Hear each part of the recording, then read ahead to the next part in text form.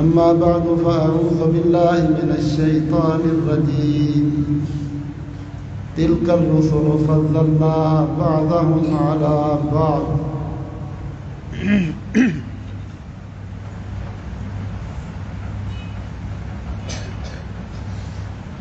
تیسرے پارے میں سب سے پہلے اللہ کا حاکمین نے ذکر فرمایا کہ پیغمبروں میں سے ہم نے بعض کو بعض پر فضیلت دی ہے.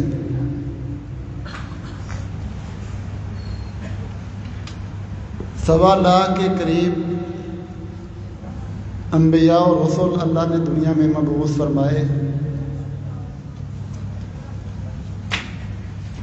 یہ اللہ کی طرف سے امام اور رہنما دیے گئے دنیا کو کہ انسانوں کو گمراہیوں سے نکالیں، ہدایت ان کے سامنے بیان کریں تاکہ لوگ جہنم سے بچیں اور جنت کے وارث بنیں. تفضیل انبیاء کا مسئلہ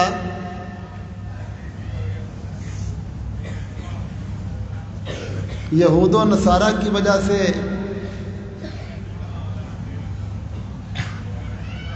زیادہ نمایاں ہوا.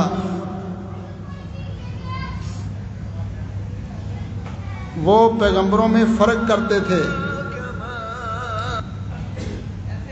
اپنے نبیوں پر ایمان لاتے اور بعد والے انبیاء کا انکار کرتے. یہودی حضرت موسیٰ علیہ السلام کو مانتے ہیں، حضرت عیسیٰ علیہ السلام کو نہیں مانتے، اور ہمارے پیغمبر جناب محمد الرسول اللہ صلی اللہ علیہ وسلم کو بھی نہیں مانتے. عیسائی حضرت عیسیٰ علیہ السلام پر ایمان رکھتے ہیں اور ہمارے پیغمبر صلی اللہ علیہ وسلم پر ایمان نہیں رکھتے. جبکہ ہم مسلمان اللہ کے فضل و کرم سے ایمان کے لحاظ سے نبیوں میں فرق نہیں کرتے، ہم سب پر ایمان رکھتے ہیں. جو بھی پیغمبر اللہ نے دنیا میں مبعوث فرمائے، ہمارا ایمان ہے کہ وہ اللہ کے سچے پیغمبر تھے.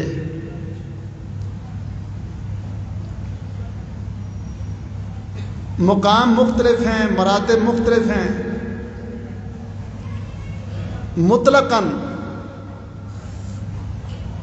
ہمارے پیغمبر صلی اللہ علیہ وسلم سب سے اعلیٰ اور سب سے افضل ہیں. آپ نے خود فرمایا انا سید ولد آدم ولا فخر، کہ میں اولاد آدم کا سردار ہوں اور اس میں فخر نہیں، یہ اللہ کا انعام ہے.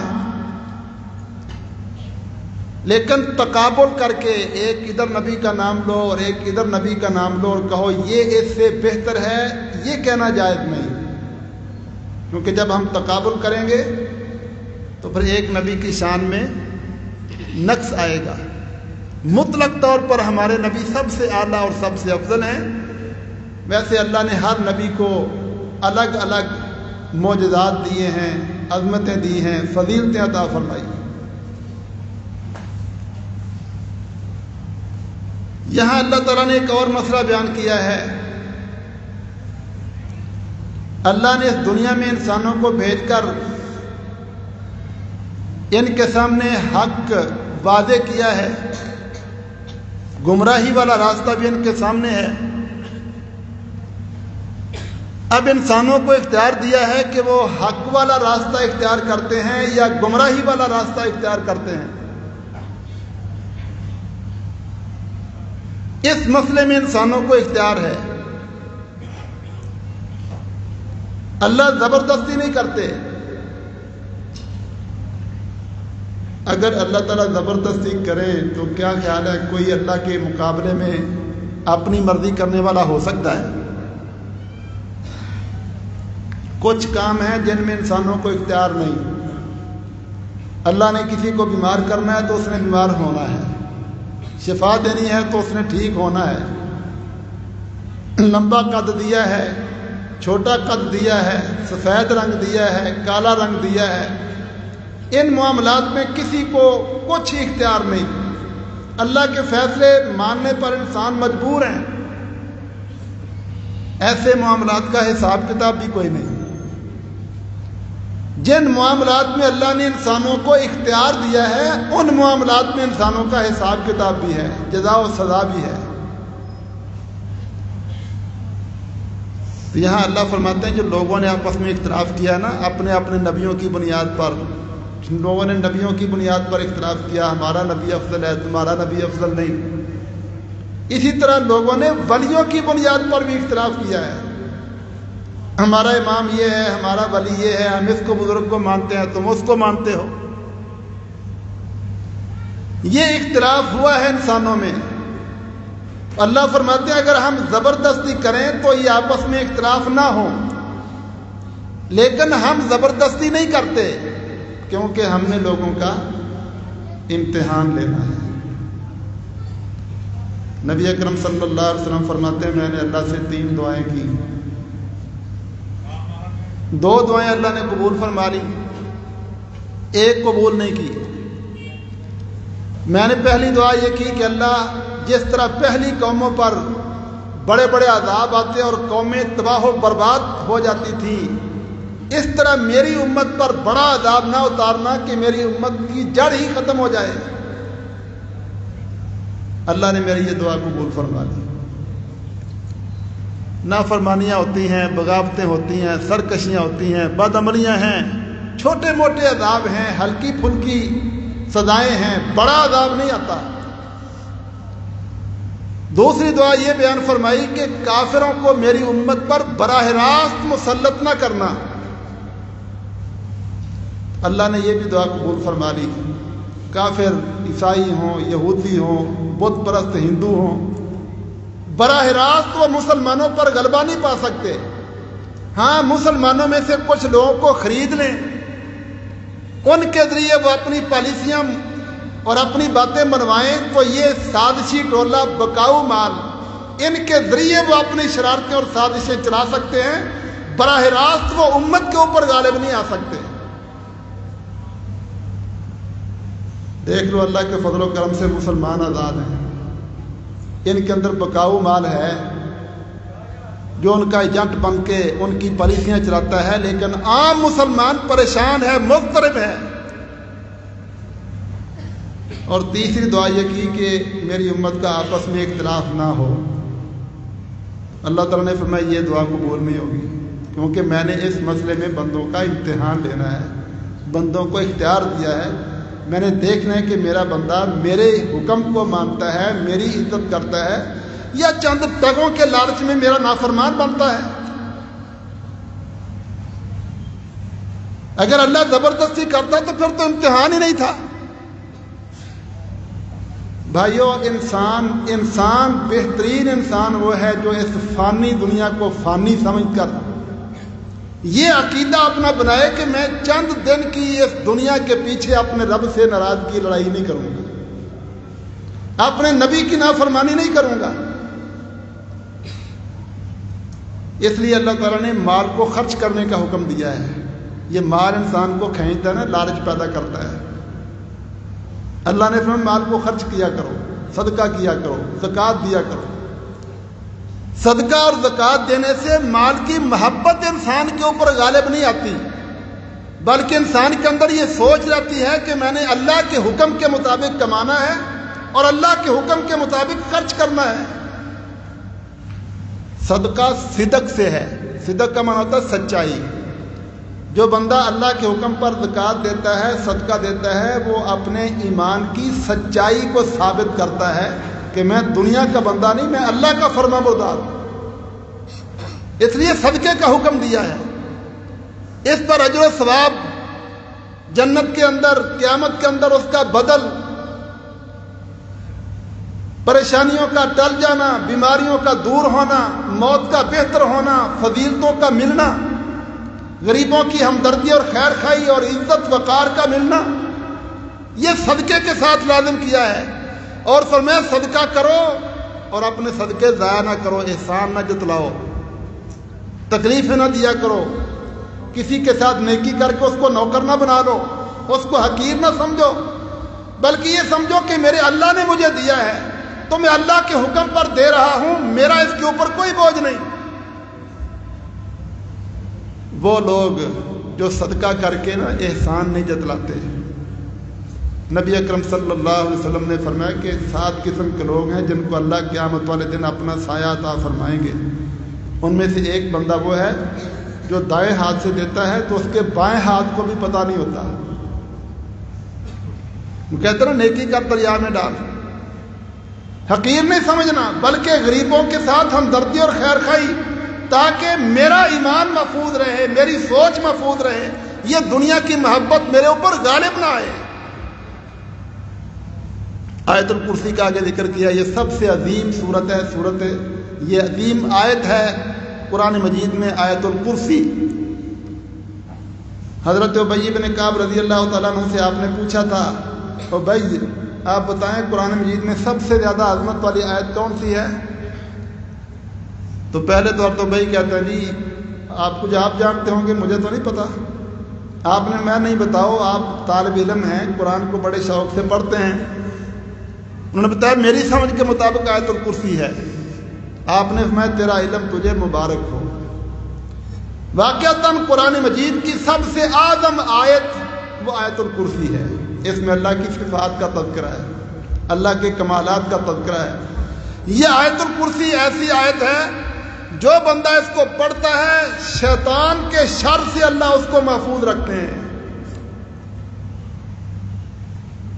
ابلیس نے خود یہ بتایا، خود وہ حضرت ابو ہریرہ رضی اللہ تعالیٰ عنہ کو آپ نے فطرانے کی حفاظت کے لیے ڈیوٹی دی کہ رات کو اس مال کی حفاظت کرنا، کوئی چور نہ پکڑ لے۔ ایک بندہ آیا مال ڈالنے لگا تو حضرت ابو ہریرہ اس کو پکڑ لیا، اس نے بڑی منت سماجت کی، چھوڑ دیا۔ صبح اللہ کے نبی کو بتایا رات کو چور آیا تھا، میں نے پکڑا، اس نے منت سماجت کی، میں نے کہا چل جا۔ آپ نے میں پھر آئے گا، اگلی رات پھر آیا، پھر اس کو پکڑ لیا، پھر اس نے منت سماجت کی، پھر چھوڑ دیا۔ آپ نے فرمایا وہ پھر آئے گا، اگلے دن پھر آ گیا۔ حضرت ابو ہریرہ نے پھر اس کو پکڑا، فرمایا اب نہیں تجھے چھوڑوں گا۔ کہتا میں تجھے ایک عمل بتاتا ہوں، طالب علم کے حریص ہوتے ہیں، کہتے چلو ٹھیک ہے بتاؤ۔ اس نے کہا آیت الکرسی ہے نا تمہارے پاس، جس چیز پر آپ پڑھا کریں گے شیطان بھی اس کے قریب نہیں آ سکے گا۔ یہ بتایا چلا گیا، انہوں نے چھوڑ دیا۔ تو صبح نبی اکرم صلی اللہ علیہ وسلم کو بتایا، آپ نے میں پتا وہ کون تھا؟ یہ ابلیس تھا جو صدقے کا مال ضائع کرنے کے لیے آتا تھا کہ مسلمانوں کی مدد نہ ہو۔ پھر آپ نے میں کہ وہ ہے جھوٹا لیکن بات تو اس سے سچی کر کے گیا ہے۔ تو آیت الکرسی پڑھو، اس کو لازم پکڑو، اللہ اس کی برکت سے شیطان سے محفوظ رکھتے ہیں۔ دین میں داخل کرنے کے لیے زبردستی کوئی نہیں، لیکن یہ سمجھو کہ اللہ نے ہمیں عقل دے کر، سمجھ دے کر آزمایا ہے کہ ہم کون سا راستہ اختیار کرتے ہیں۔ ہدایت بھی واضح ہے، گمراہی بھی واضح ہے۔ گمراہی دنیا کی حد تک ہے، گمراہ بندہ غلط کام کر کے، چوریاں کر کے، ڈاکے مار کے، رشوتیں لے کے، زنا کر کے، آوارگیاں کر کے، موت کے بعد کیا ملے گا اس کو؟ اپنا ویژن ٹھیک کرو۔ یہ چند دن کی دنیا کے پیچھے اپنی ہمیشہ کی زندگی برباد کرتے ہو۔ جو بندہ اللہ سے دوستی لگا لیتا ہے نا، اللہ سے محبت کرتا ہے کہ میں اپنے رب کی نافرمانی نہیں کروں گا، اللہ اس کو یہ توفیق دیتے ہیں کہ وہ رسموں سے، رواجوں سے، لوگ کیا کرتے ہیں ان سے اپنی جان چھڑا لیتا ہے۔ اللہ اس کا سینہ کھولتے ہیں، وہ کہتا ہے میں اپنے اللہ کے حکم پر چلوں گا۔ اور جو اللہ سے محبت نہیں کرتے، اللہ سے دوستی نہیں لگاتے، وہ رسم و رواجوں کے پیچھے رہتے ہیں، دنیا کیا کہے گی، لوگ کیا کہیں گے، تو یہ وہ لوگ ہیں جن کے اوپر شیطان مسلط ہو جاتے ہیں، وہ ان کو قرآن اور حدیث کی طرف نہیں آنے دیتے۔ کہتا نا یہ قرآن پڑھ کے لوگ کیا مجھے عزت ملے گی، داڑھی رکھ کر کیا ملے گا، سنت پڑھ کے کیا ملے گا، وہ لوگوں کے رواجوں کے پیچھے مرتے ہیں، ایسے لوگوں پر شیطان مسلط ہیں اور ان کو گمراہیوں میں کھینچتے ہیں۔ تو گمراہیوں سے بچنے کے لیے اللہ سے محبت ضروری ہے، اور اللہ سے محبت حاصل کرنے کے لیے یہ سمجھنا ہے کہ مجھے اللہ نے امتحان لینے کے لیے دنیا میں بھیجا ہے، میرے سامنے ہدایت بھی ہے، میرے سامنے گمراہی بھی ہے۔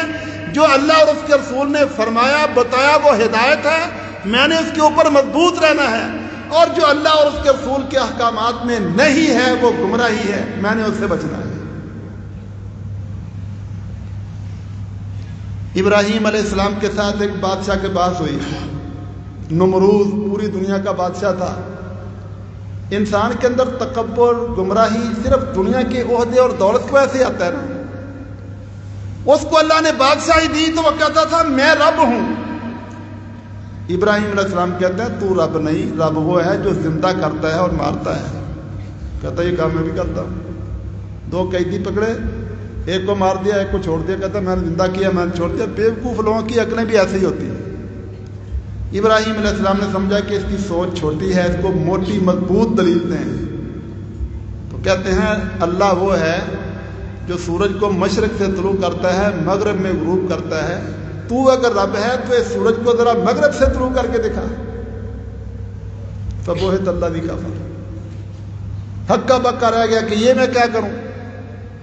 یہ گھمنڈ دولت کی بنیاد پر، عہدے کی بنیاد پر انسان کو پاگل بنا دیتے ہیں۔ جس انسان کو یہ بھی سمجھ نہیں کہ میرا رب مجھے پیدا کرنے والا، مجھے زندگی دینے والا، مجھے نعمتیں دینے والا، میرے اوپر رحمتیں کرنے والا ہے، یہ بھی سمجھ نہیں، اور وہ نافرمانی میں زندگی گزار رہا ہے، کیا خیال ہے وہ پڑھا لکھا اور دانا بندہ ہے؟ پڑھا لکھا وہ ہے جس کو اپنے پیدا کرنے والے کا احترام ہے۔ کیا خیال ہے ماں باپ کا نافرمان اچھا ہوتا ہے؟ استادوں کا نافرمان اچھا ہوتا ہے؟ حالانکہ ماں باپ نے ہمیں پیدا تو نہیں کیا، صرف اللہ نے ہمیں دنیا میں لانے کا ایک راستہ بنایا نا۔ پیدا کرنے والا تو اللہ ہے۔ ماں باپ کے ہمارے اوپر تھوڑے سے احسان ہیں کہ انہوں نے ہمیں پالا ہے، ہماری تربیت کی ہے۔ اگر ماں باپ کا نافرمان اچھا نہیں تو اللہ کا نافرمان کیسے اچھا ہو سکتا ہے؟ اللہ بڑی قدرتوں والا ہے۔ حضرت عزیر علیہ السلام ایک نبی تھے، بیت المقدس بستی گری پڑی تھی، اس کے پاس سے گزرے تو خیال آیا کہ اللہ اس کو کیسے زندہ کرے گا۔ اللہ تعالیٰ نے ان کو 100 سال کے لیے موت دے دی۔ 100 سال گدھا ان کے پاس تھا جس پر سواری کر رہے تھے، کھانا بھی تھا، پینے کے لیے مشروب بھی تھا۔ موت آ گئی، یہ نبی بھی فوت ہو گئے، گدھا بھی مر گیا۔ 100 سال تک ایسے ہی پڑے رہے۔ 100 سال کے بعد اللہ نے ان کو زندہ کیا۔ پوچھا کم لبستہ، کتنی دیر ٹھہرے ہو؟ کہتے ہیں بس دن یا دن کا کچھ حصہ۔ اللہ فرماتے ہیں 100 سال آپ یہاں ٹھہرے ہیں، اور اٹھو اپنا گدھا دیکھو کدھر ہے، وہ ہڈیاں پڑی ہوئی ہیں، ہڈیاں۔ اللہ فرماتے ہیں یہ ہڈیاں تیرے گدھے کی ہیں، اب دیکھ تیرے سامنے ہم تیرے گدھے کو زندہ کرتے ہیں۔ اللہ نے ہڈیوں کو حکم دیا، بکھری پڑی تھیں وہ چل کے آ گئیں، جڑ گئیں، ڈھانچہ بن گیا، پھر اوپر گوشت چڑھ گیا، اللہ نے اس کو زندہ کر دیا، وہ کھڑا ہو کر ہنہرانے لگا۔ پھر اللہ تعالیٰ فرماتے ہیں وہ کھانا پانی کدھر ہے؟ کھانا ختم ہو چکا تھا اور پانی خراب بھی نہیں ہوا تھا۔ اللہ بڑی قدرتوں والا ہے۔ لوگوں، دنیا کے چند پیسے جس کے پاس ہیں ان سے بڑے متاثر ہوتے ہیں انسان۔ یہ بڑا دولت مند ہے، یہ بڑا آدمی ہے، اس کی کوٹھی بڑی ہے، اس کے پاس دولت بڑی ہے۔ اللہ احکم الحاکمین سب سے بڑا ہے، شہنشاہ ہے، قدرتوں والا ہے۔ اپنے رب سے متاثر ہو جاؤ، وہ سب سے بڑی قدرتوں والا ہے۔ کہا کرو ہمارا رب طاقتوں والا ہے۔ تو اللہ تعالیٰ فرمایا دیکھو تیرے سامنے میں نے زندہ کیا۔ سورۃ بقرہ میں 5 واقعات اللہ نے بیان کیے ہیں مردوں کو زندہ کرنے والے۔ ایک گائے والا، بنی اسرائیل کا بندہ قتل ہو گیا، انہوں نے موسیٰ علیہ السلام سے پوچھا کہ بتاؤ، اپنے رب سے پوچھ کے بتاؤ اس کا قاتل کون ہے۔ اللہ تعالیٰ فرماتے ہیں ان کو کہو کہ گائے ذبح کریں، اس کا گوشت لے کے میت کو لگائے تو وہ خود زندہ ہو کے بتائے گا۔ بڑی بحث تمیز کے بعد انہوں نے گائے ذبح کی، اس کا گوشت کا ٹکڑا مردے کو لگایا، مقتول کو ووٹ کے بیٹھ گیا، اس نے بتایا مجھے فلاں نے قتل کیا ہے۔ ایک یہ واقعہ حضرت عزیر کا، حضرت موسیٰ علیہ السلام کو ان کی قوم نے کہا میں اللہ دکھاؤ، 70 بندے لے کے آ گئے، اللہ کو دیکھنا ہے۔ اللہ تعالیٰ فرماتے ہیں تم مجھے نہیں دیکھ سکتے، میرا نور یہ دنیا مخلوق برداشت نہیں کر سکتی۔ اصرار کیا نہ اس پہاڑ کو دیکھو، اگر وہ اپنی جگہ پر ٹکا رہا تو تم بھی مجھے دیکھ لو گے۔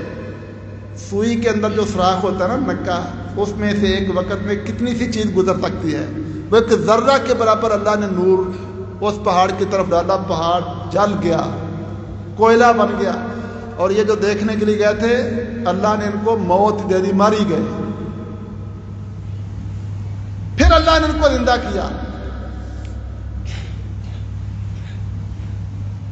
یہاں حضرت عزیر علیہ السلام بھی مرے تھے، زندہ ہوئے، اور گدھا بھی مر گیا تھا، اس کو بھی اللہ نے زندہ کیا۔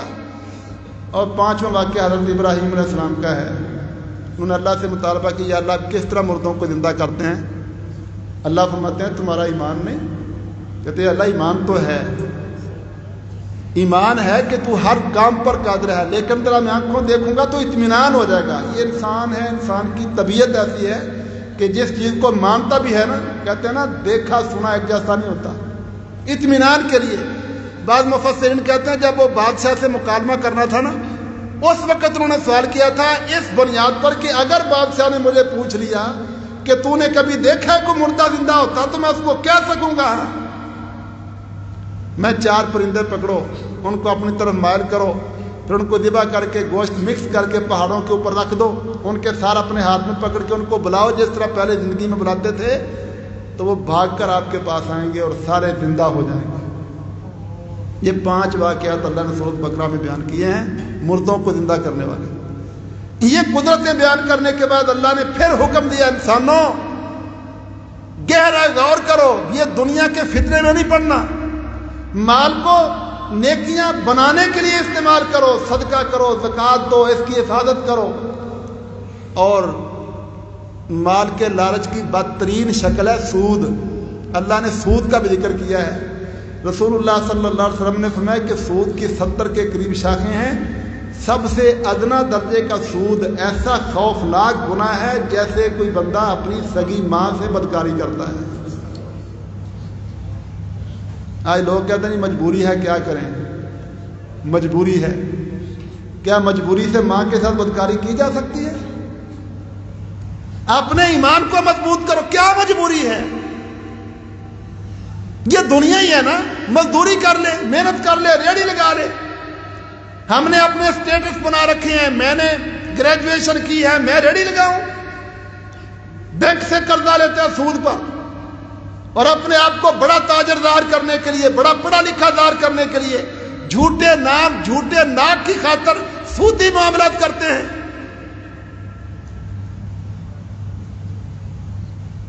کوئی بندہ بھی کسی مجبوری کی بنیاد پر یہ نہیں کرے گا کہ اپنی ماں سے بدکاری کرے۔ تو سود کے معاملے میں بھی انسان کو یہ سوچنا چاہیے کہ میں کیا کرنے لگا ہوں۔ پھر اللہ کم الحاکمین فرماتے ہیں سود کھا کے، میرے بندوں پر ظلم کر کے، ان کی مجبوریوں سے فائدے اٹھا کے، کیا خیال ہے تم مالدار بن جاؤ گے، رحمتیں مل جائیں گی؟ یمحق اللہ الربا، سود کی وجہ سے اللہ تباہ و برباد کر دیتے ہیں مال۔ بڑا سود پھیلا کل ہمارے دنیا کے اندر جو معاشی نظام ہے نا، یہ یہودیوں کا چل رہا ہے۔ پہلے کمیونزم تھا، کمیونزم اس میں انسان اپنی ذاتی ملکیت نہیں بنا سکتا، جو ہوتا ہے حکومت کی ملکیت میں ہے، بندہ صرف اپنی ضرورت پوری کرے، یہ کمیونزم ہے۔ اس کے مقابلے پر یہ یہودیوں کا نظام ہے، سرمایہ دارانہ نظام۔ اس میں انسان کو کھلی چھٹی دی گئی ہے، جس طرح چاہے تو دولت کما لے، کوئی حلال حرام نہیں، کوئی جائز ناجائز نہیں، کوئی غلط درست نہیں، بس جیسے چاہو دولت کماؤ۔ انہوں نے سود کو بھی حلال کر دیا اور رشوتوں کو بھی جائز کر دیا، سب کو جیسے کو بندہ چاہے دولت کمائے۔ ہمارا دین اسلام اس کی بنیاد خیر خواہی پر ہے۔ اس میں تجارت بھی خیر خواہی کی بنیاد پر ہے. اپنے بھائی کی دیکھو، ایک بندہ بیچارہ غریب ہے، اس کے پاس پیسہ نہیں، وہ آتا ہے جی مجھے ایک فلانی چیز کی ضرورت ہے وہ دے دو. میں کہتا ہوں نقد پیسے دو تو یہ 1000 روپے کی ہے، اور اگر تو نقد نہیں دیتا تو وہ ادھار لے کے جائے گا تو پھر یہ 1200 کی ہوگی. وہ پہلے ہی غریب ہے، وہ بیچارہ 1000 نہیں دے سکتا. ہم اس کو چند دن کی مہلت دے کر 1200 لے رہے ہیں. غریب کا خون نچوڑتے ہیں، مجبور کی مجبوری سے فائدہ اٹھاتے ہیں، ادھار دے کے اس پر سود کھاتے ہیں. یہ اللہ کے بندوں پر وہ ظلم ہے جس کی بنیاد پر اللہ غضبناک ہو کر اس سود خور کے سارے کاروبار کو، اس کی برکت کو تباہ و برباد کر دیتے ہیں. تو مسلمان کو کبھی سود کی طرف نہیں جانا چاہیے، بربادی ہے. اللہ فرماتے ہیں ایمان والو، اگر ایمان والے ہو تو باز آ جاؤ سود سے. پہلے جو کر چکے آئندہ سود نہیں لینا. جن سے تمہارے معاملے ہوتے ہیں نا غریب مسکین ہے تو ان سے نرمی کرو، اور اگر بیچارے غریب ہیں تو ان پر صدقہ کر دو. نبی صلی اللہ علیہ وسلم فرماتے ہیں کہ پہلی امتوں میں ایک بندہ فوت ہو گیا. اللہ نے اس کو اٹھایا، پوچھا بندے میں نے تجھے پیدا کیا، زندگی دی، بڑا کوئی دیا، تو نے میرے لیے کیا کیا؟ کہتے ہیں اللہ کچھ بھی نہیں کیا. اللہ فرماتے ہیں سوچ، کچھ تو کیا ہوگا. اسے پتہ ہی نہیں تھا کہ میں نے جو کام کیا وہ کتنا بڑا ہے. اللہ اس کو یاد کرواتے ہیں تو اس کو سمجھ آتی ہے، کہتا ہاں یا اللہ میں نے ایک کام کیا ہے.